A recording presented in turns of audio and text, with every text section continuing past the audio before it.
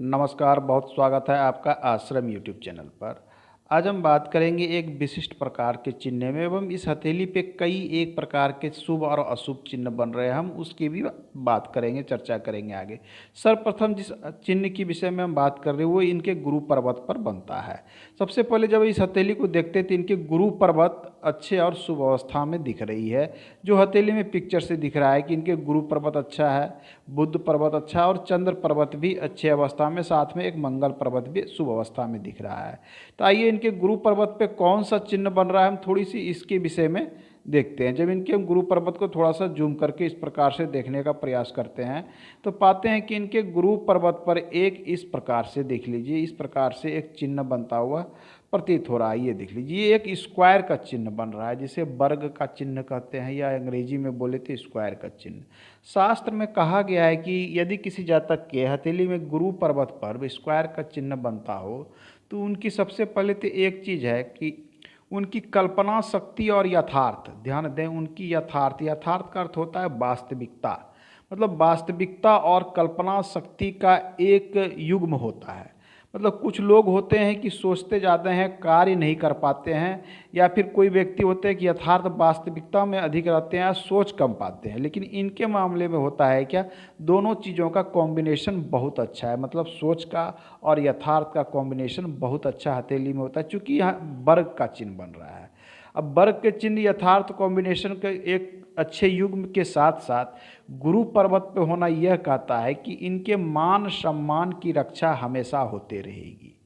मतलब इनको कभी भी जीवन में कुछ टर्म ऐसे आ जाएंगे, समय ऐसे आएंगे कि इन पर आघात हो सकता है, प्रतिष्ठा पर, मान सम्मान पे, वो इनके साथ बिल्कुल नहीं होगा। ये बिल्कुल साफ सुथरे और अपने मान प्रतिष्ठा को बचाते हुए वहाँ से निकल जाएंगे, ऐसा इनके साथ होगा। साथ में इनको समाज में अच्छी दृष्टि से देखा जाएगा, मान सम्मान प्रतिष्ठा भी इन्हें प्राप्त होगी।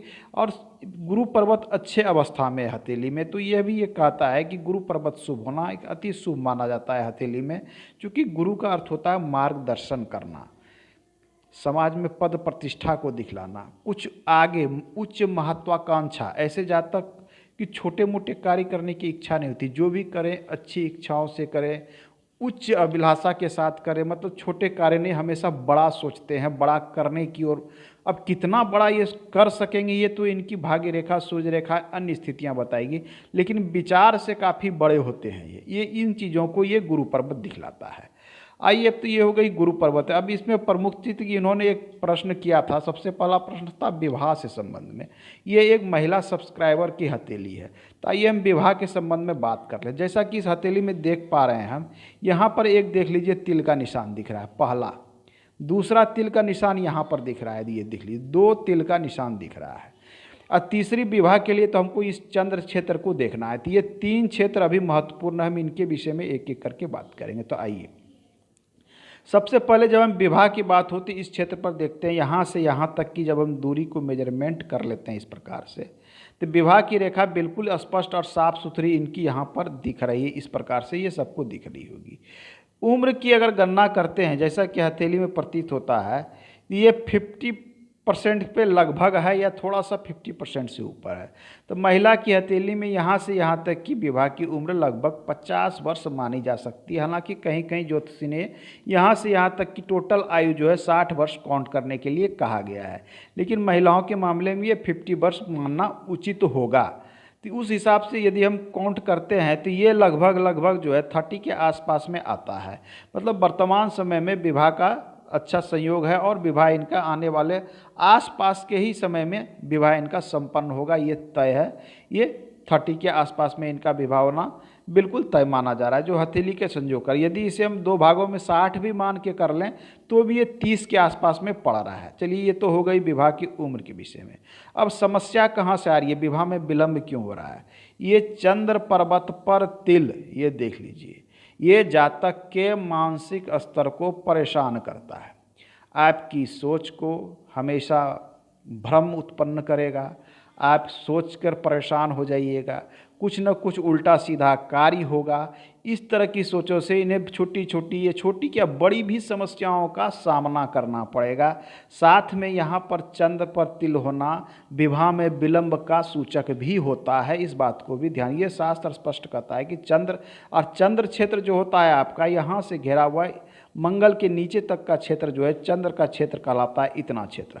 और ये तिल चंद्र पर ही मिल रहा है, हालांकि मीड चंद्र पर नहीं है, लेकिन ये चंद्र पर ही माना जाएगा या चंद्र क्षेत्र के लगभग में। तो चंद्र पर यह होना ये विवाह में विलंब का भी सूचक है। तो काफ़ी विलंब हो चुका है इनका, लेकिन ये विलंब अब खत्म हो रहा है और इनका विवाह का लकीर बिल्कुल मजबूत और स्पष्ट है। इनका विवाह अतिशीघ्र होने की संभावना बन रही है हथेली में। आइए, ये तो हो गई प्रमुख चीज। अब एक तिल इनके हथेली में यहाँ पर देख लीजिए तर्जनी उंगली पे दिख रहा है। अब तर्जनी उंगली पर तिल होना शास्त्र कहता है कि ऐसे जातक के पास धन तो होगा, लेकिन ऐसे जातक शत्रुओं से परेशान रहेंगे। हर काम में कोई न कोई अड़ंगा लगाते रहेगा, समस्याएं खड़ा करता रहेगा। इन बातों को भी ये दिखलाता है ये तिल। तो धन के मामले में तो ठीक है, लेकिन समस्याएं इनके साथ लगेगी या कुछ न कुछ समस्याएं चलती रहेगी। तो हथेली में कई प्रकार के शुभ और अशुभ चिन्ह है। आज हम 2-3 चिन्हों के विषय में बात किए, बाकी के चिन्हों के विषय में अगले अंक में हम बात करेंगे। आज के अंक में इतना ही। धन्यवाद।